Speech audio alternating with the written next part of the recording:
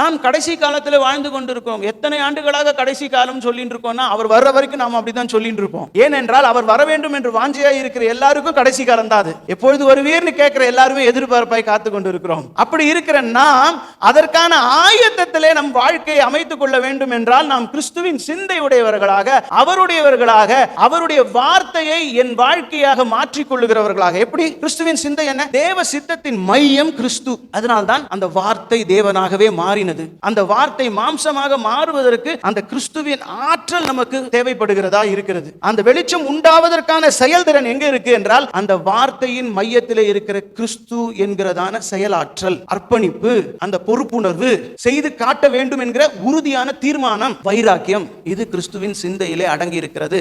இதை தேவன் தகப்பன் திருச்சபையிலே எதிர்பார்க்கிறார். இதை நாம் செய்து காட்டினால் நாம் கிறிஸ்துவை உடையவர்களாக இருப்போம், இல்லை என்றால் கிறிஸ்தவர்களாக இருப்போம்.